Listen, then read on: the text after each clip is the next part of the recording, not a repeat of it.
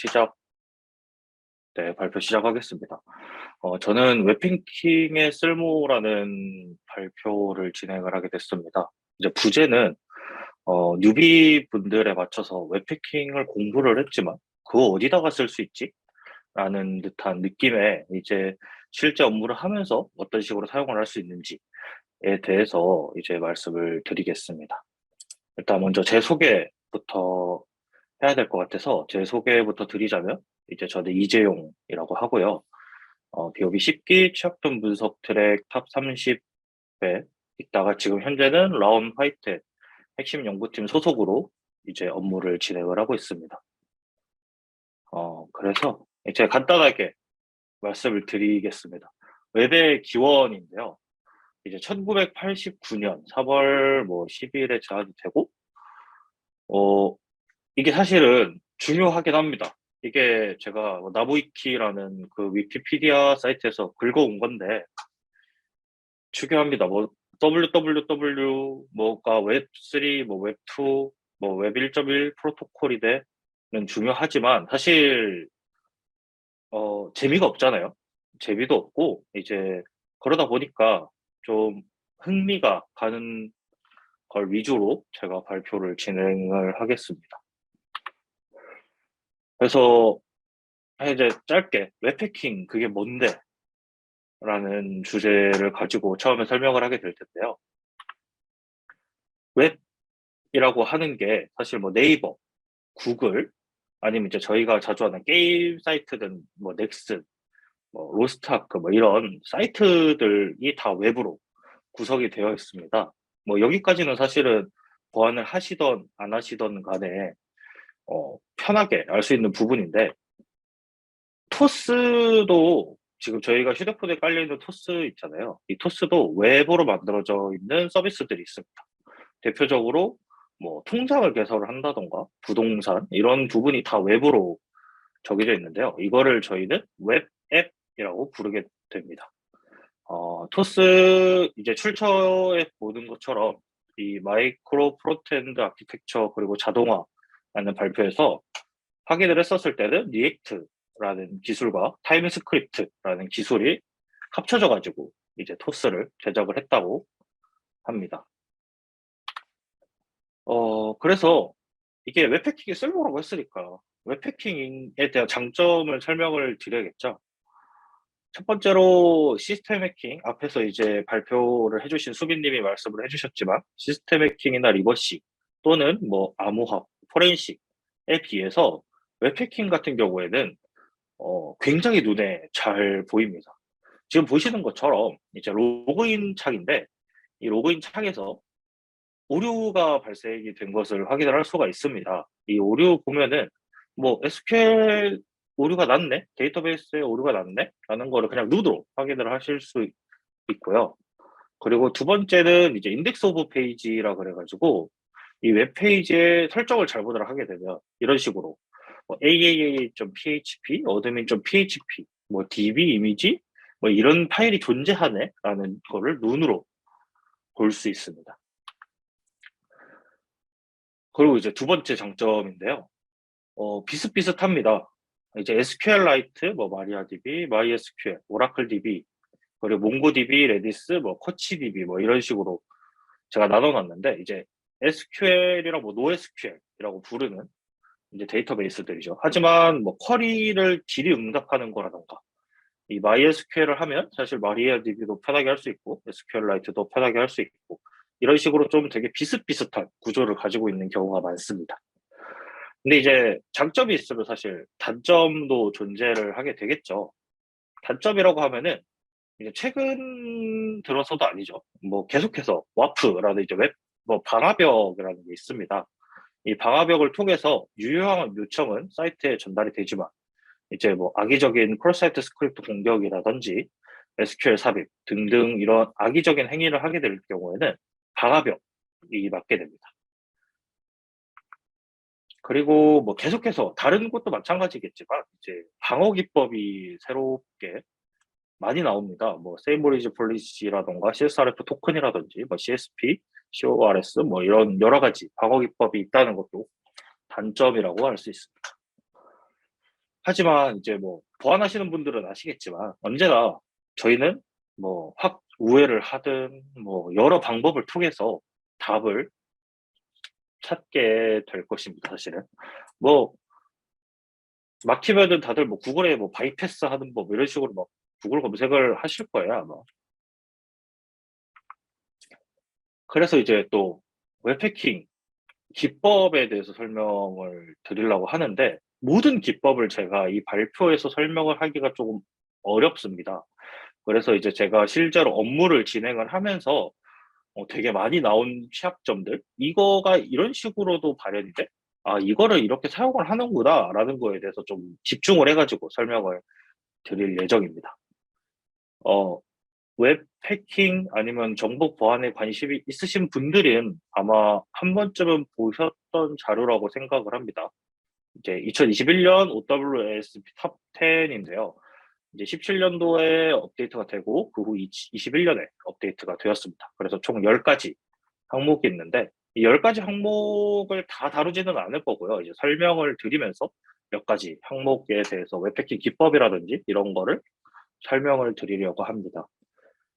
일단은 이제 제가 적어놨는데 CTF랑 워게임 사이트는 웹해킹 같은 경우에는 저는 해킹 게임이라던가 드림의 웹해킹.kr 같이 여러 사이트들이 있어서 실제로 뒤에 보시는 기법들을 보시고 여기서 한번 시도도 해보고 공격도 해보시는 걸 추천드립니다.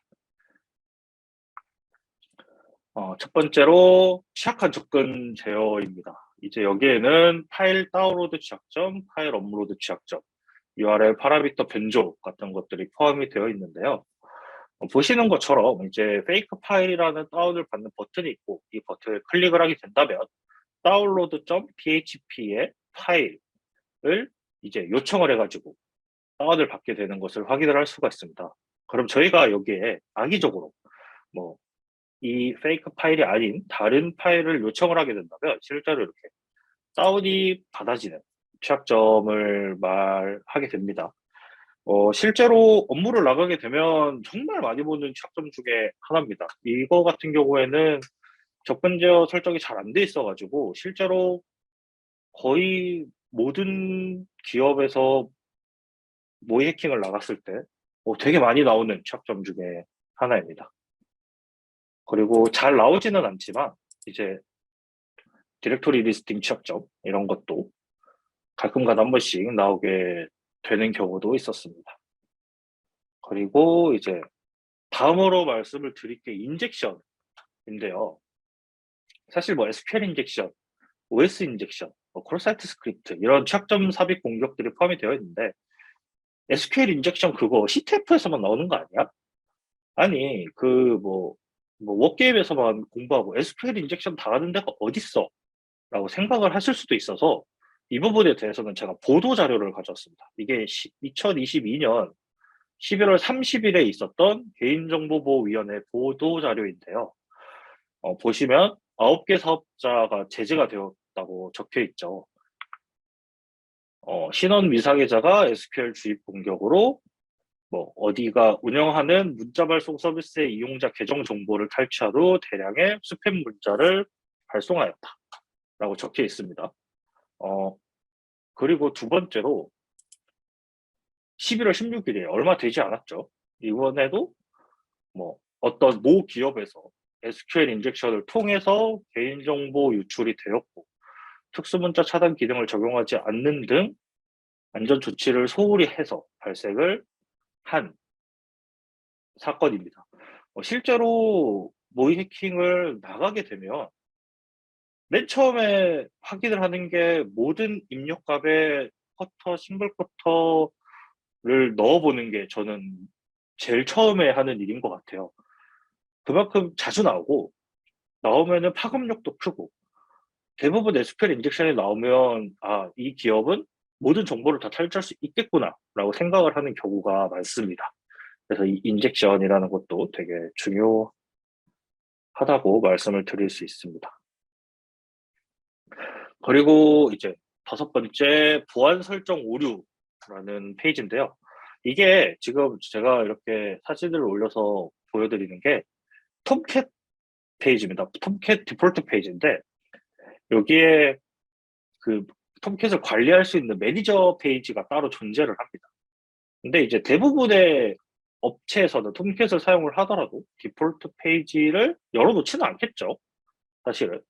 하지만 이게 오신트 사이트입니다. 오신트 사이트인데 아파치 톰캣이라는 타이틀을 가진 걸 검색을 하는데 위치가 서울. 그러니까 서울입니다. 한국도 아니에요. 서울. 서울인 것을 검색을 했었을 때, 에이, 뭐 많이 나와야 한 뭐 100건 아니겠지. 생각을 하고 저도 검색을 했거든요.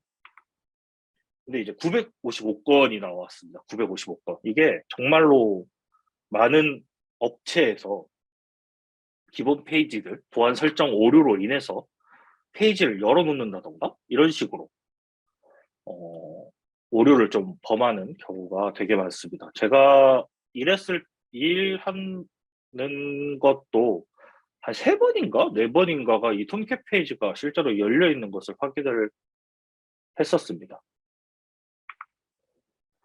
그리고 이제 취약하고 지원이 종료된 구성 요소라고 되어 있는데 이게 말 그대로 그거예요. 알려진 취약점이 있는 것들을 사용을 하는 경우. 그러니까 업데이트를 제대로 안 하면 이제 취약점이 계속해서 발생을 하겠죠. 근데 그걸 업데이트를 안 하면 저희는 그냥 쉽게 버전이 낮네? 그러면 알려진 취약점이 있는지 확인을 하고 기터브에 코드가 있네? POC 코드가 있네? 도입해보고 되네? 그럼 취약해. 이런 식으로 이제 하는데 키사에서 보안 취약점을 받았을 때 대부분은 이제 알려진 취약점이 계속해서 반복이 되더라 라는 이제 기사입니다 이게. 실제로도 업무를 나가게 되면 그런 식으로 많이 일어나는 걸 확인을 했습니다. 그리고 이거는 이제 제가 예시를 드는 건데 윈도우 XP 마이크로 윈도우 2000 서버 아마 2000년도 이후에 태어나신 분들이 더 많으실 수도 있어요. 근데 이거를 실제 기업에서 아직까지도 사용을 하는 경우가 많습니다. 그러면은 업데이트도 끝났는데 이걸 왜 사용하지? 라고 생각을 하겠지만 이제 다른 조그마한 기업의 보안 담당자분들은 그냥 지금까지도 잘 쓰고 있는데 굳이 돈을 왜 들여야 돼? 라는 식의 반응을 하시는 경우가 많거든요. 그래서 웹 취약점을 통해서 이 서버를 자극하는 경우도 되게 많이 있습니다. 뭐 로그4j, 아파치 스트럭트2 취약점, 뭐 하트블리드, 뭐 이런 것도 당연히 저희는 취약점 분석을 할 때 진행을 하고 있고요. 그리고 이제 보안 로깅 및 모니터링 오류인데, 이거는 이제 제가 임의로 만든 로그입니다. 임의로 만든 로그이고, 보시면은 뭐 쿼리에 이제 0부터 F까지의 이거를 이제 제가 입력을 했는데, 이런 쿼리가 SQL 공격이 들어오면 진짜 몇천 건, 몇만 건이 들어옵니다. 근데 이거를 로깅을 안 하면은 로깅만 해도 확인할 수 있는 걸 로깅을 안 한다던가 모니터링을 안 해가지고 생기는 오류들을 9번에다가 넣어놨습니다. 그리고 이제 SSRF 서버 사이드 리퀘스트 SSRF네요. SSRF도 사실 CTF에서 많이 열리는 거 아니야? 라고 생각을 하는 경우가 많은데 실제로 되게 많은 취약점이 공격이 됩니다. 특히 요즘에는 웹 서버들이 로컬, 그러니까 개인 회사 서버에 있는 게 아니라 호스팅 업체에 있거나 아니면 호스팅 업체가 AWS를 통해서 호스팅을 하는 경우가 되게 많습니다. 근데 이게 AWS에는 이제 메타데이터를 저장하는 공간이 내부에 존재를 하게 되는데요. SSRF 취약점을 통해서 이 내부에 존재하는 AWS 메타데이터 공간에 접근을 할 수 있게 됩니다. 보시는 것처럼 169.254, 169.254라는 인스턴스 메타데이터 공간인데요. 실제로 이런 식으로 접근을 하게 되면 이런 식으로 이제 쭉 나오게 되고요. 거기에 메타데이터 안에 크리덴셜이 저장되어 있는 곳을 들어가게 되면 시크릿 키, 토큰 뭐 이런 것들이 다 저장이 되어 있습니다. 그럼 저희는 이걸 가지고 접속을 하게 되면 AWS 서버에 또 접근이 가능하게 되는 거죠. 이런 취약점들도 실제 많이 나오고 있습니다. 최근에 담당했던 업체에서도 한 곳 나왔고요. 실제로도 되게 많은 공격이 일어나고 있습니다. 이게 제가 사실 대본을 잘 안 쓰고 해가지고 좀 두섭게 얘기를 하는 경우가 있는데 이제 결론적으로 이제 좀 정리를 해가지고 말씀을 드리겠습니다. 웹해킹을 하고 그 이제 모의 해킹이라고 하죠. 모의 해킹을 하게 된다면 업체가 생각하는 내가 중요하게 생각하는 정보는 이거예요라고 얘기하는 게 다 달라요. 쇼핑몰 같은 경우에는 당연히 고객의 개인정보라던가 결제 금액이 변조되는 거를 되게 중요하게 생각을 하겠죠. 그리고 뭐 계속해서 연구를 하는 연구업체의 보안 담당자 같은 경우에는 지금 개발하고 있는 뭐 제품의 설계도라던가 뭐 정보, 과정 뭐 이런 것들이 유출이 되면 안 된다.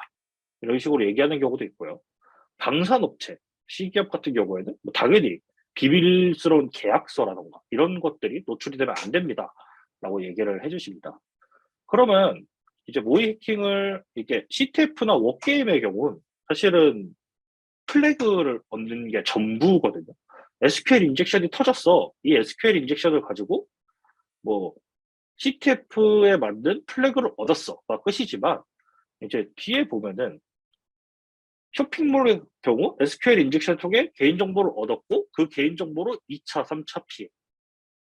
이런 식으로 이제 저희는 모의 해킹을 진행을 하거든요. 그래서 웹 해킹을 SQL 인젝션이 고수가 되면 웹 해킹 고수다가 아니라 이제 더 많은 공부를 진행을 하셔야 됩니다. 두 번째, 뭐 첨단 산업 비기업 보안 담당자의 경우 오신트, 특히 뭐 쇼단 같은 거를 저희가 많이 쓰니까 쇼단에서 검색을 해서 이 비기업 사이트가 아니더라도 열려있는 IP를 통해서 SQL 인젝션을 해서 메일 서버 아이디를 가져오고 뭐 인증이 미흡해서 비밀글 눌러했는데 거기에 뭐 서버 정보가 또 있더라. SSRF를 통해서 뭐 내부 나스로 접근해가지고 위에서 얻은 메일 서버 아이디로 뭐 설계도를 하나 가져온다. 뭐 이런 식으로 되게 많이 연계가 됩니다. 특히 뭐 시스템 해킹, 뭐, 뭐 리버싱 다 연계가 되거든요, 실제로. 그래서 이제 결론인데 웹해킹의 쓸모라는 제가 주제를 가지고 발표를 하게 됐지만 실제로 모의 해킹 업무를 하시게 될 때는 웹해킹뿐만이 아니라 시스템을 쓸 때도 있고요. 리버싱을 쓸 때도 있고요. 당연히 웹해킹을 쓰겠죠. 네트워크도 쓸 때도 있고, 하드웨어도 쓸 때가 있습니다. 좀 한 분야에 적게 생각을 하고 공부를 하지 않으셨으면 좋겠어요. 다양하게 조금 시도를 하고 공부를 하게 되면 얕더라도, 이거 이런 식으로 적용할 수 있는 거 아닌가? 저런 식으로 적용할 수 있는 거 아닌가? 라고 생각을 하고, 이제 보안 일을 하실 수 있으실 겁니다.